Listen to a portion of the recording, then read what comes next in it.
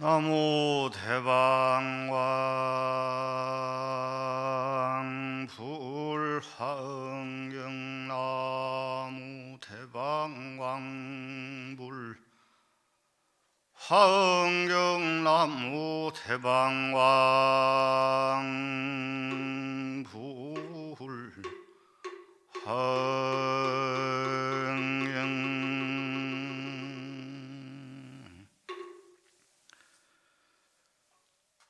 위대한 경전인 대방광 불화엄경에 귀의합니다.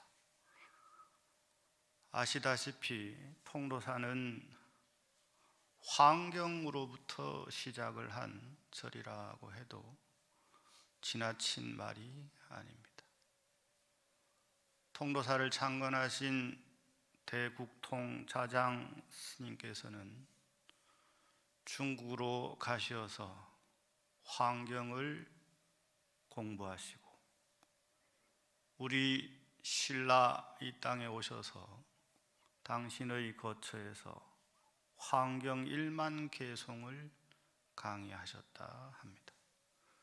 그때 수많은 이적이 일어나서 신라에 온 사람들이 다 같이 환희에 젖은 채로 부처님의 가피와 화엄경의 위대함을 알게 되었다라고 전해져 옵니다.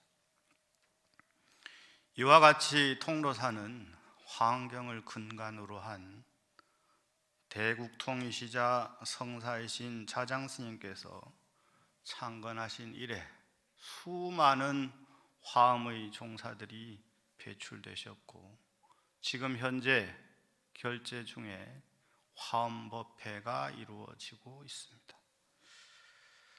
앞선 시간까지 위대하신 법사 스님들께서 화엄경에 대해서 고구정령한 말씀을 하신 것으로 알고 있습니다. 오늘 제가 맡은 품은 어제에 이어서 십회양품 후반부가 되겠습니다만 지금까지 해온 화엄경을 한번 짚어보고 우리가 지금 어디를 공부하고 있는가, 어디에 대해서 알고 싶어 하는가에 대한 내용을 한번 짚어보도록 하겠습니다. 화엄경은 전체 9회 39품으로 이루어져 있습니다. 첫 번째 1회에서는 우리 약찬계에서 흔히 공부하다시피 664 급여3이라고 합니다. 오늘은 급여 3에 해당하는 3품에 해당되는 내용 중에 10회양품이 되겠는데요. 이 첫 번째에서는 보리장 도량에서 6품을 설하셨는데 이때 주된 내용은 뒤에 10지까지 이어지겠습니다만 거가 권락 생신분이라고 하는 대목이 되겠습니다. 거가 권락 생신분은 수행의 결과라고 하는 것은 믿음을 바탕으로 해서 이루어지는데 이 믿음을 바탕으로 한 수행은 항상 즐거워야 된다. 즐거움을 바탕으로 해야 된다. 그래서 거과 권락입니다. 수행의 결과를 이야기하는데 이것은 즐겁다라고 하는 것을 항상 강조하시는 거죠. 그래서 권락입니다. 이와 같이 수행의 결과는 즐거움의 세상이기 때문에 믿음을 내어야 된다. 믿음을 낼 충분한 이유가 있다. 화엄경 전체 내용 중에 상당한 양을 수행의 결과는 즐거움의 세상을 우리에게 펼쳐 보이기 때문에 바른 믿음을 바탕으로 해서 열심히 수행하다 보면 바로 극락정토의 세계가 펼쳐진다라고 말씀을 하시는 겁니다.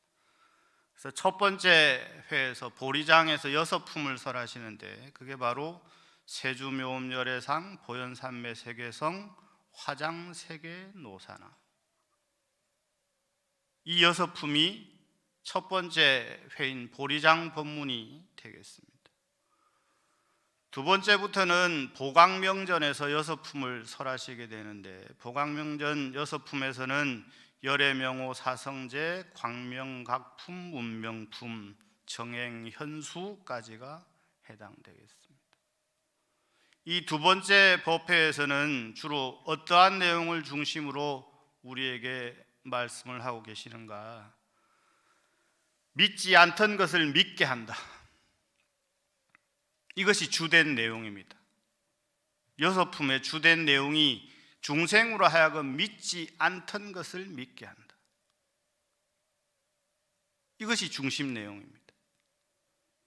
열애명호, 사성제, 광명각, 문명품, 정행품, 현수품을 통해서 중생들이 아직까지 여태 믿지 못하던 내용들을 이 법문을 통해서 본격적인 믿음을 일으키게 해주시는 거죠. 3회 도솔천궁에서 여섯 품이 설해지는데, 수미정상, 개찬품, 십주품, 범행품, 발신공덕품, 명법품이 여기에 해당이 됩니다. 이 여섯 품에서는 믿음을 바탕으로 이해하게 하다. 부처님의 가르침은 신해 행증을 중심으로 이루어져 있는데, 이것을 사행사과라고 이야기를 합니다. 첫 번째는 믿음이 성립이 돼야 되고, 이 믿음은 반드시 정확한 이해를 바탕으로 해야 됩니다. 믿음이 이루어진 뒤에 이해가 일어나야만 우리의 수행이 흔들리지 않게 됩니다.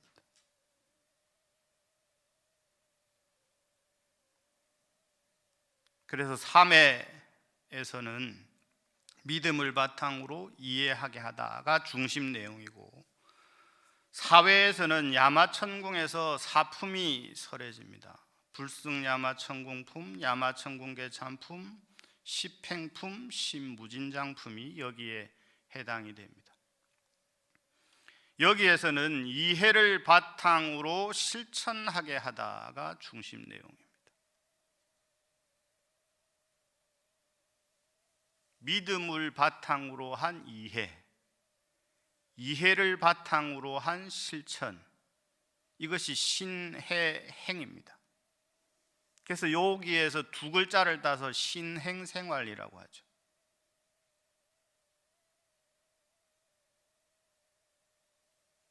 여러 대중에게 질문을 하나 하겠습니다. 무엇을 믿음으로 할 것인가? 여러분의 믿음의 근간은 무엇입니까? 막연한 믿음이 아니라 올바른 믿음, 정확한 믿음이 이루어져야만 거기에서 올바른 이해가 펼쳐집니다. 근데 우리는 거꾸로 생각을 하죠. 이해되어야 믿음이 생긴다고 말들을 합니다. 이해된 믿음, 믿음을 바탕으로 한 이해, 어떤 차이가 있을까요?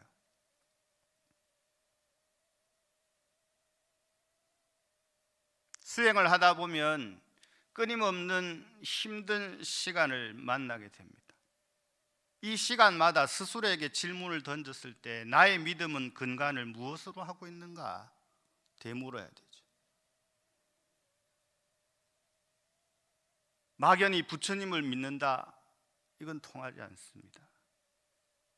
막연히 부처님의 가르침을 믿는다, 통하지 않습니다. 막연히 훌륭한 스님을 믿는다, 통하지 않습니다. 부처님의 가르침을 믿는다, 막연하죠. 정확히 무엇을 믿는가?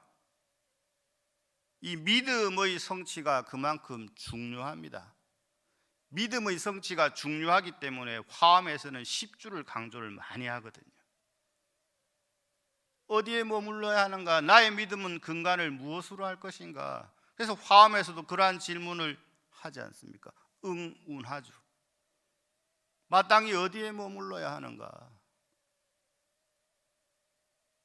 여기에 자신 있게 스스로에게 물었을 때, 누군가 나에게 물었을 때 자신 있게 이야기할 자 과연 몇이나 될까요? 부처님께서는 출가자라고 한다면, 나의 제자라고 한다면 무상과 고와 공과 무아를 믿어야 된다라고 끊임없이 말씀하시거든요. 존재하는 모든 것이 무상하다라고 하는 것을 믿을 것이며, 세상에 펼쳐져 있는 모든 것은 다 고라고 하는 것을 믿을 것이며, 우리의 눈앞에 펼쳐져 있는 삼라만상이 결국은 공을 바탕으로 하고 있음을 믿어야 할 것이며, 무상하고 고이며 공인 이 모든 것들은 결국은 무아인 것을 믿어야 한다. 부처님의 가르침이 84,000가지나 되고 엄청나게 많은 가르침이 있는 것 같지만, 가장 근간은 무상이며 고이며 공이며 무아임을 믿는 것입니다. 이 믿음을 바탕으로 해서 공부하고 수행하고 정진해 나갈 때 마침내 올바른 이해가 일어나게 되죠. 믿음을 바탕으로 해서 이해하고, 이해를 바탕으로 해서 실천해야만 흔들리지 않는 수행이 이루어질 수 있습니다. 때문에 이 구조를 살펴보면, 환경의 구조뿐만 아니라 부처님의 가르침을 살펴보면 대체로 이러한 과정으로 이루어져 있다는 거죠. 그래서 환경의 초반에 우리에게 힘써서 전달하고자 하는 메시지는 뭐냐? 초반 믿지 않던 것을 믿게 하는 데 중심을 두시고, 그 다음 믿음을 바탕으로 해서 이해하게 하는 데 중심을 두시고, 그 다음 이해를 바탕으로 해서 실천하게 하는 것을 중심으로 하고 있습니다.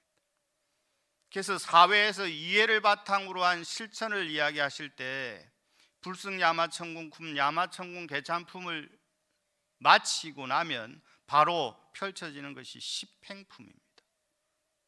굉장히 중요한 가르침이죠. 그 앞에 가르침은, 3회 이전의 가르침은 뭐가 중심이 되냐 그러면 십주품이 중심이 됩니다. 십주품은 말 그대로 10주, 10가지 머물러야 할 곳에 대한 이야기지요. 십행은 10가지 실천해야 될 것에 대한 이야기죠.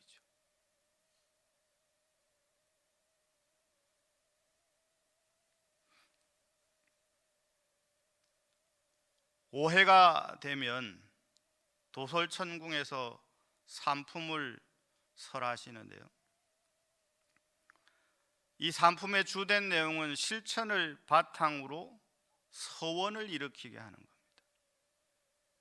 자, 중요한 변화가 일어납니다. 앞에까지는 믿지 않던 것을 믿게 하고, 믿음을 바탕으로 이해하게 하고, 이해를 바탕으로 실천하게 한 다음, 여기에서는 또 다른 전개가 펼쳐집니다. 그것은 실천을 바탕으로 서원을 일으키게 하다. 십회양품이 굉장히 중요합니다. 화엄경뿐만 아니라 부처님 가르침 중에 중요하지 않은 것이 없겠습니다만, 화엄경 중에서 굉장히 중요한 대목이 십회양품이라는 거죠. 십회양품에서 마침 비로소 보살의 서원을 일으키는 겁니다.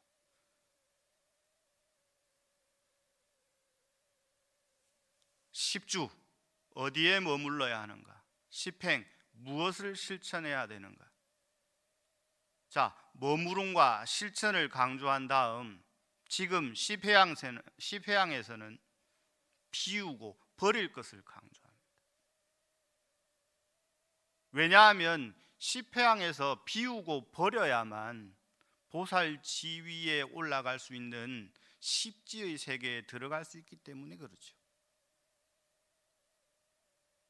비우고 버리지 않으면 또 다른 나로 전환을 일으킬 수가 없습니다.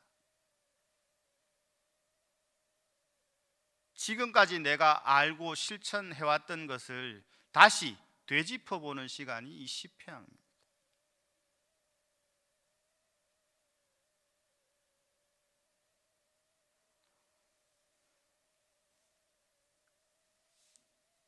시편에서 주된 가르침을 살펴보면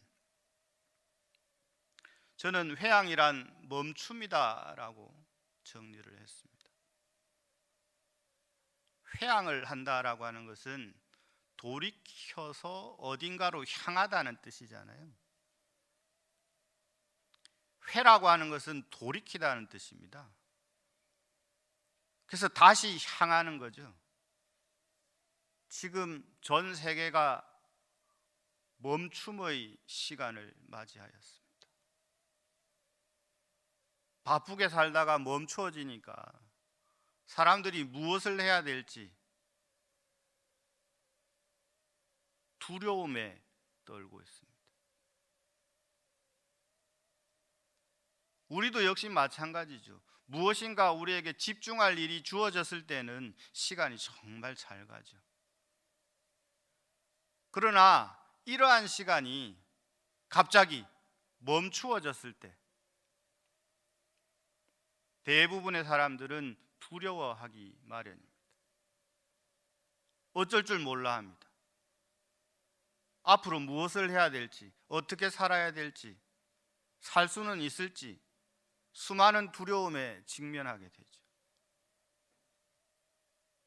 이때 부처님의 가르침을 한번 떠올려 볼 수 있으면 정말 좋을 것이라고 생각됩니다. 그 가르침 중에 핵심 내용을 담고 있는 것이 바로 10회양품이다. 먼저 멈추어야 됩니다. 본인의 의지로 멈추면 더없이 좋겠지만 마침 우리에게 멈춤의 시간이 주어졌습니다. 이때 스스로의 상황을 한번 점검해 보는 시간 가지는 것이 매우 좋습니다. 아는 인연이 자가격리의 시간을 가지게 되었습니다. 하루 이틀은 쉬는 것 때문에 굉장히 좋아했습니다. 그러나 3일, 4일, 5일, 일주일 시간이 지나면 지날수록 시간이 무료해지고 일상이 그리워지고 이 시간을 어찌 보내야 될지 두려워지기 시작했다고 합니다.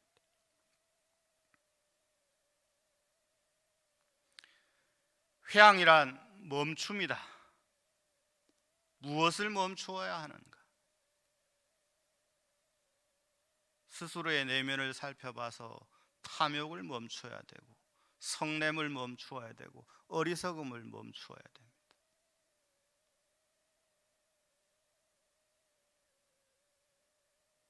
탐욕을 멈추어야만, 성냄을 멈추어야만, 어리석음을 멈추어야만, 이 탐진치 삼독을 멈추어야만 보살의 지위에 나아갈 수 있고 부처의 지위에 나아갈 수 있습니다. 이러한 것을 우리에게 알기 쉽게 전해주고자 옛날의 수많은 스승들은 많은 가르침들을 우리에게 전달하셨죠. 그 가운데에서 여러분들도 많이 아시리라 생각이 됩니다. 서유기. 서유기의 주인공은 현장법사를 비롯한 3명의 제자들이죠. 저팔계, 손오공, 사오정. 근데 이름을 가만히 생각해 보실 필요가 있습니다. 저팔계는 저오능이라고도 합니다만 탐욕을 상징적으로 나타내는 겁니다. 그래서 돼지의 모습을 하고 있죠. 근데 이름이 팔계입니다. 8, 8에 개율계자거든요. 그냥 저팔계라고만 아시는 분들이 많으실 겁니다. 근데 한문 이름이 팔계입니다. 팔계. 8, 8에 지계계자. 탐욕을 무엇으로 다스릴 수 있느냐? 그것은 팔관제계, 팔계를 통해서 다스릴 수 있다.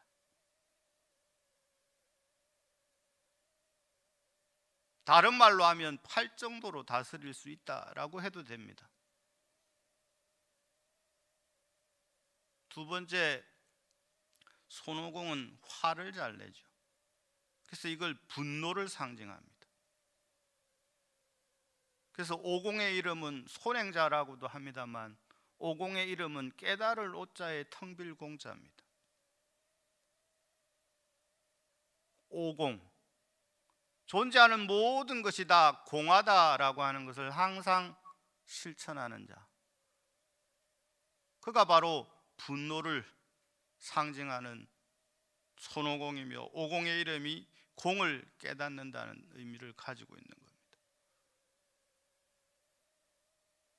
세 번째는 사오정입니다. 우리 흔히 말귀를 잘 못 알아듣는 사람에게 사오정 같다라는 표현을 쓰지 않습니까? 사오정은 상징하는 것이 무엇이냐? 어리석음을 상징합니다. 그래서 무슨 말을 하는지, 눈앞에 펼쳐진 경계가 무엇인지 잘 이해를 하지 못합니다. 사오정의 한문은 깨달을 오자에 청정할 청자입니다. 스스로의 본성을 깨달으면, 스스로의 본성이 청정한 줄 깨달으면 어리석음을 치유할 수 있다는 뜻이 되죠. 저 팔계가 탐욕을 상징하고, 손오공이 성냄을 상징하고, 사오정이 어리석음을 상징하고, 현장법사, 삼장법사는 지혜를 상징합니다.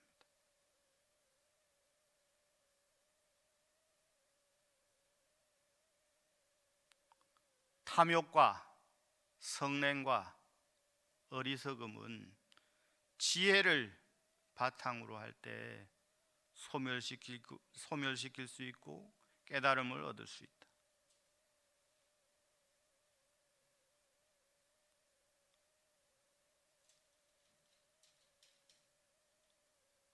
자의와 타의, 여러 가지 사연으로 인해서 지금 우리는 멈춤의 시간을 가지고 있습니다. 이 멈춤의 시간 동안 우리가 가지고 있는 본질적인 문제는 무엇인가 한번 살펴보는 시간을 가지고, 주변에 있는 우스갯소리 속에도 부처님의 가르침이 이와 같이 들어있음을 아시는 시간이 되신다면 이 멈춤의 시간이 조금 더 유익한 시간이 되지 않을까 생각을 해봅니다. 멈춤에 대한 이야기 중에 제가 굉장히 좋아하는 내용을 여러분들에게 전해드리고자 합니다. 성인이 말하길 멈출 줄 알아야 고요해질 수 있고, 고요해진 뒤에 차분해질 수 있고, 차분해져야 편안해질 수 있으며, 편안해진 뒤에 바르게 생각할 수 있고, 바르게 생각할 수 있어야 결과를 얻을 수 있다. 이 공자님의 말씀 중에 대학에 나오는 말입니다. 지지 이후에 정리하라. 멈출 줄 알아야 고요해질 수 있다. 고요해져야만 차분해질 수 있다. 차분해져야만 편안해질 수 있다. 편안해진 뒤에 바르게 생각할 수 있다. 바르게 생각할 수 있어야 결과를 얻을 수 있다. 이것을 부처님의 수행의 단계로 말씀을 드린다면 첫 번째는 사유수에 해당이 됩니다. 멈춤입니다. 우리가 가지고 있는 번뇌의 특성을 이야기를 할 때 번뇌, 업의 특성은 끊임없이 작동하는 데 있습니다. 번뇌를 가만히 들여다보면 번뇌의 특성은 끊임없이 움직인단 말이에요. 어떻게 움직이느냐? 좋다, 나쁘다, 가지고 싶다, 버리고 싶다. 여기에서 미움과 증오와 사랑과 온갖 감정이 생겨나게 되는 거죠. 이걸 멈추어야만 이 과정을 살필 수가 있습니다. 멈추지 않으면 이 과정을 살필 수가 없죠. 그래서 우선 멈춤이 필요합니다. 그 다음 자세히 들여다보는 사유수가 일어나야 되죠. 이게 지관수행법입니다. 멈추고 살펴본다. 멈추고 난 뒤에 관찰한다. 왜 그러냐? 번뇌의 특성은 끊임없이 움직이는 특성을 가지고 있기 때문에 그렇습니다. 10해양품에서 우리에게 전달하고자 하는 메시지는 여기에 있습니다.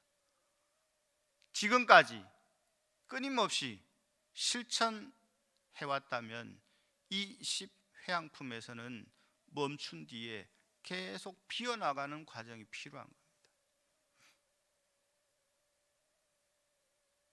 여기에서 끊임없이 비운 뒤에 십지의 세상이 열리고, 이 십지의 세상 첫 번째가 환희지거든요.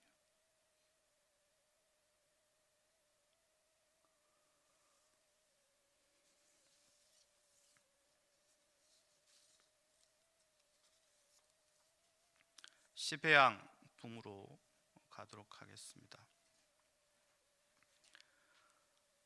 어떤 것이 열 가지인가? 나는 일체 중생을 구호하면서도 중생이라는 상을 여의는 외양이요, 둘은 곁들일 수 없는 외양이요, 셋은 모든 부처님과 평등한 회양이요, 넷은 온갖 곳에 이르는 회양이요, 다섯은 다함이 없는 공덕장 회양이요, 여섯은 일체 평등한 선근에 들어가는 외양이요, 일곱은 일체 중생을 평등하게 따라주는 외양이요, 여덟은 진여의 모양인 외양이요, 아홉은 속박도 없고 집착도 없는 외양이요,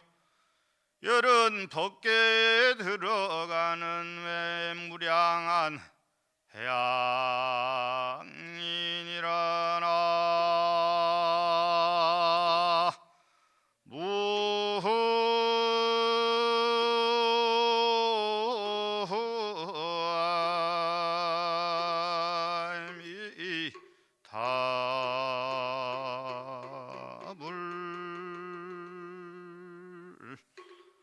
앞에 시간에 법사 스님께서 10회양 중에 5개에 대한 회양은 말씀을 하셨기 때문에 저는 6번째 회양부터 말씀을 드리겠습니다.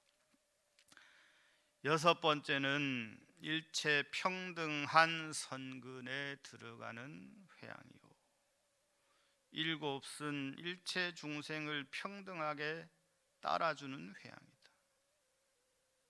이 10회양품의 후반부에서 주로 우리에게 말씀하시는 내용은 끊임없는 보시에 관한 이야기를 하십니다. 그래서 이 대목에서 총 60가지의 보시의 상황을 우리에게 말씀을 하시거든요. 60가지의 보시가 하나만 있는 것이 아니라 이 환경에서, 특히 이 10회양품에서 보시를 이야기를 하시면서 60종의 보시를 이야기를 하고 계십니다. 한마디로 말씀을 드리면 달라는 대로 다 주어라가 이 60종 보시의 주된 내용입니다. 수레가 필요한 사람에게는 수레를, 물건이 필요한 사람에게는 물건을, 심지어 나의 피가 필요한 사람에게는 나의 피를, 나의 피부가 필요한 사람은 나의 피부를, 나의 머리카락이 필요한 사람에게는 나의 머리카락을, 내가 줄 수 있는 모든 것을 다 주는 것을 말씀하시죠.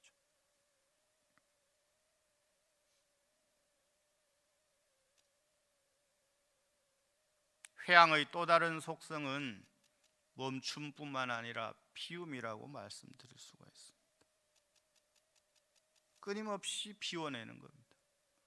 십주품과 십회양품을 통해서 내가 가진 모든 것을 십회양에서는 다 비워내는 거죠. 내가 수행을 얼만큼 했다는 생각도 비워내고, 내가 어디에 머물고 있다라고 하는 생각도 비워내는 겁니다. 왜 비워내야 되는가? 그래야 보리살타의 수행을 채울 수 있죠. 그래야만 부처님처럼 될 수 있기 때문에 그러하죠. 그래서 끊임없이 비워내는 겁니다. 달라는 대로 다 주는 거죠.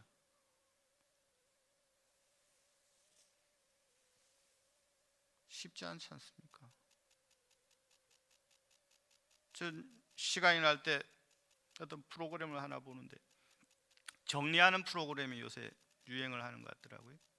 가지고 있는 물건을 정리를 하는 겁니다. 집안에 있는 물건을 정리하는 거죠.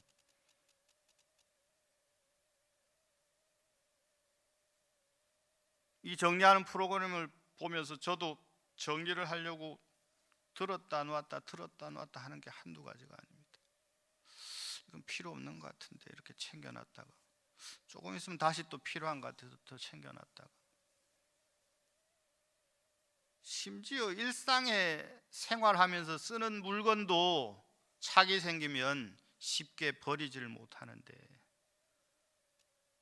우리가 가지고 있는 수많은 것들을 버리기가 쉽겠습니까? 쉽지 않죠. 저도 출가한 지가 조금 되다 보니 후배 스님들과 이야기를 나누다 보면 어느 순간 저도 모르게 요새 유행하는 말로 라떼는 말이야 이 말이 나오게 됩니다. 스님은 너무 힘든 것 같습니다. 뭐 그거 가지고 힘들다고 그러냐. 과거에 머물러 있는 거죠. 현재에 머물러 있지 못하고 미래에 머물러 있지 못하고 과거에 머물러 있는 거죠. 비우기란 이토록 쉽지 않습니다. 내가 가지고 있는 어떠한 생각, 사상, 철학 비우기 쉽지가 않죠. 근데 화엄경에서는 끊임없이 비우라고 말씀을 하시죠. 그래서 줄 수 있는 거, 버릴 수 있는 거 모든 것을 다 버려라. 그것을 정리하니까 60종이더라. 60종밖에 안 되겠습니까? 더 많이 되겠죠. 가지고 있는 모든 것으로부터 벗어날 때 진정한 보살의 마음이 여기에 딱 자리를 잡게 되고, 보살의 마음이 자리 잡아야만 비로소 십지의 수행을 할 수 있고, 십지의 수행을 할 수 있어야만 입법계품에 나오는 선제동자가 될 수 있는 겁니다. 그래서 선제동자가 찾아다니는 스승들은 어부, 농사짓는 사람, 외도를 섬기는 사람, 수많은 종류의 사람들을 찾아당길 수 있는 거예요. 선제의 마음이 이것만이 가르침이다, 이것만이 부처님이다, 이것만이 보살이다라는 마음이 있다고 한다면 그러한 수많은 스승들을 찾아다닐 수가 없겠죠. 이러한 비움의 과정을 거쳐야만 보살의 마음이 여기에 자리 잡을 수 있고, 보살의 마음이 자리 잡을 때 비로소 보살의 수행과 보살의 실천을 할 수 있는 거죠.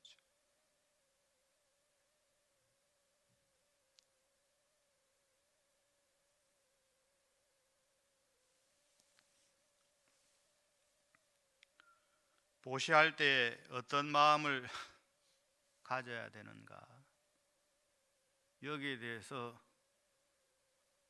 십회양품 중 7번째 회양에서 이러한 마음을 가져야 된다. 그래서 19가지 마음에 대해서 말씀을 하십니다.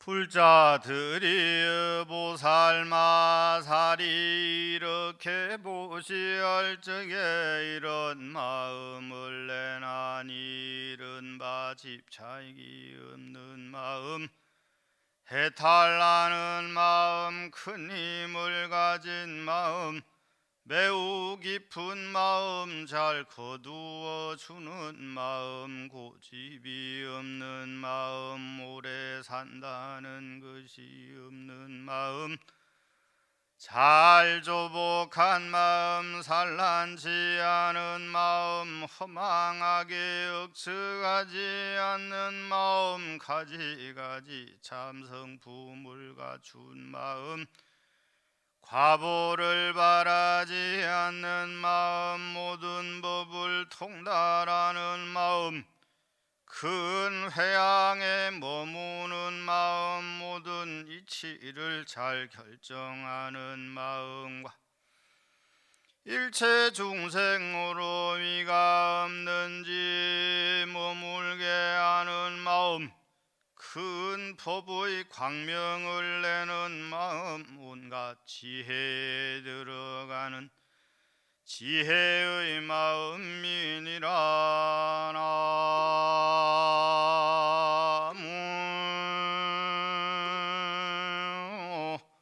아미타불.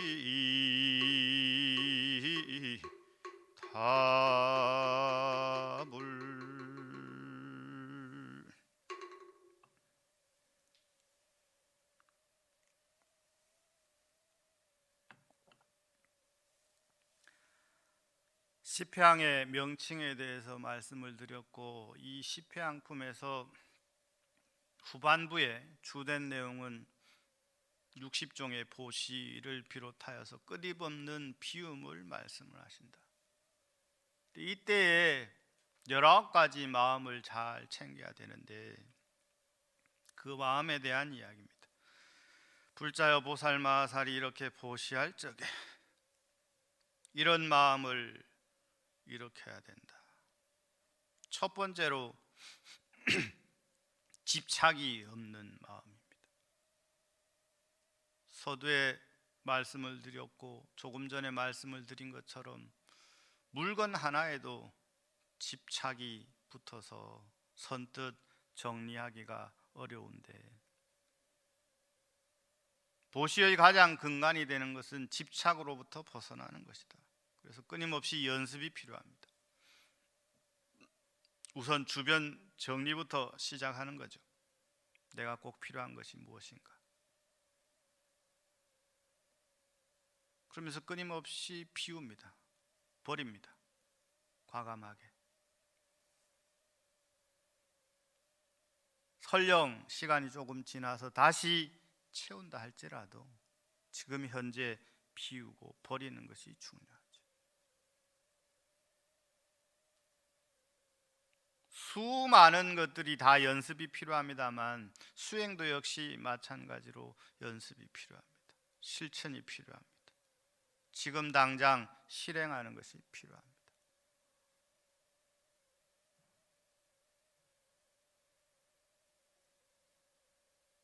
내가 가지고 있는 것이 무엇인가? 내가 꼭 필요한 것인가? 정리하면서 착을 하나씩 끊어 나가는 거죠.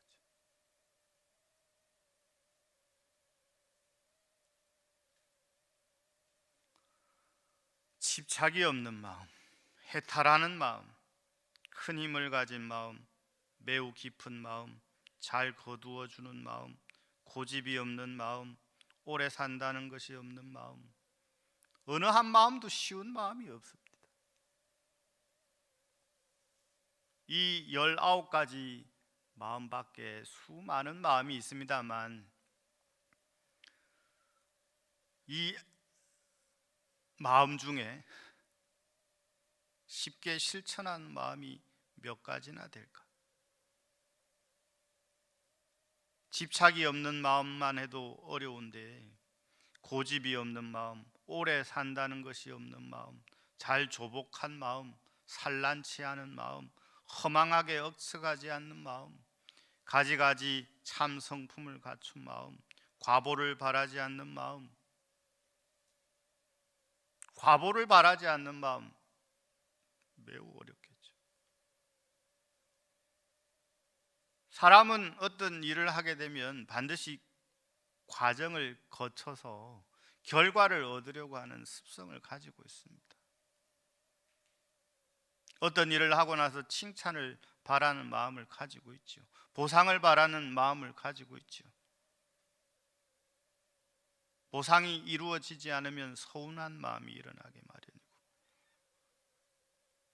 서운한 마음이 오래되면 미워하는 마음이 일어나기 마련이고, 미워하는 마음이 오래되면 증오의 마음으로 변질하기 마련이죠. 마음은 이와 같이 시시각각으로 끊임없이 변하는 특성을 가지고 있습니다. 이러한 마음의 변화하는 과정을 잘 살펴보시고 시패양품에서 우리에게 전달하고자 하는 메시지를 잘 생각해 보시는 시간이 되시면 좋겠습니다. 마지막으로 화음의 세상이 펼쳐져 있습니다. 몸은 함께 하지 못하시지만 마음은 서로 연결되어 있어서 지금 화면을 통해서 이 법회에 동참하시는 모든 분들이 오늘 이후로 직접 만나 뵙고 부처님의 가르침을 함께하는 시간이 되시기를 발언하겠습니다. 서로 마주보고 눈 속에 부처를 만나는 날이 반드시 오리라 생각합니다. 마치겠습니다. 나무